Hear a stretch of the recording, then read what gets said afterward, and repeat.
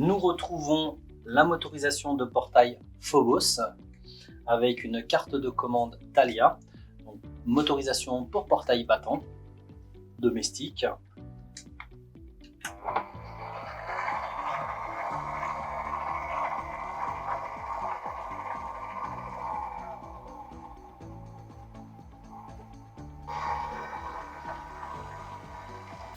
Nous retrouvons un déverrouillage manuel sur la partie haute avec une clé plate, ainsi que deux fans de course magnétiques qui sont sous le moteur, qu'on a préalablement réglé sur la position de fermeture et sur la position d'ouverture. Armoire de commande Thalia, donc qui est fixée avec 4 vis. On retrouve sur notre coffret Thalia le bornier vert pour l'alimentation 230, le bornier bleu pour les moteurs, bornier jaune pour les sorties auxiliaires, comme le feu clignotant, le bornier gris pour la gestion des fins de course, le bornier orange pour l'alimentation des photocellules de sécurité, le bornier noir pour les entrées de commande filaires type interphone ou bouton poussoir, et le bornier de sécurité rouge pour les photocellules et les tranches de sécurité. Sur notre carte, on retrouve nos touches plus, moins et OK, ainsi que notre afficheur digital. Pour procéder à la programmation, on va appuyer sur la touche OK. On a le paramètre français.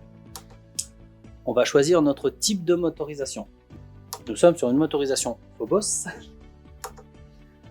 Nombre de moteurs, nous en avons un. La direction, c'est vers l'intérieur. La logique de fonctionnement, nous sommes sur une logique semi-automatique, une impulsion pour ouvrir, une impulsion pour fermer. Nous allons procéder à l'autoset pour régler le moteur.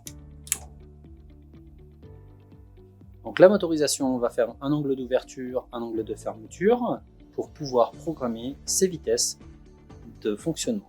Ralentissement, vitesse pleine et bien sûr le point d'ouverture et le point de fermeture. Et donc là, la course a été programmée. Nous allons procéder à la programmation des télécommandes. Donc on appuie sur les deux touches, la LED s'allume, on relâche et on appuie sur le bouton qu'on souhaite programmer. Idem avec la deuxième télécommande, on appuie sur les deux boutons, la LED s'allume, on relâche et on appuie sur le bouton qu'on souhaite programmer. Une fois que c'est OK, on appuie aussi sur OK et la platine est programmée. On va maintenant paramétrer la carte en automatique avec un temps de pause. Pour ce faire, on appuie sur le bouton OK. On va dans le menu paramètres, on va définir le TCA. On règle notre temps de pause, par exemple 5 secondes. On appuie bien sûr OK pour programmer cette fonctionnalité. On appuie sur les deux touches. On va retourner dans le menu logique. On cherche notre TCA qu'on va valider sur 1 pour activer cette fonction. C'est programmé, on ressort de la programmation et plus qu'à essayer.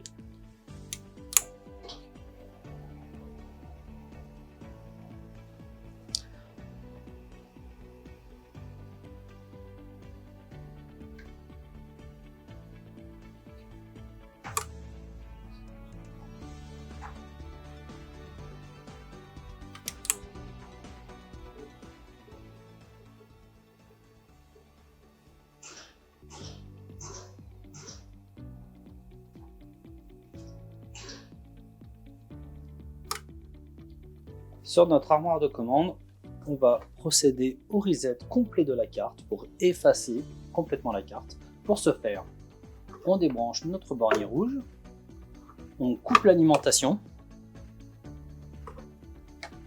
on va appuyer sur notre touche moins et OK, maintenu, on remet sous tension,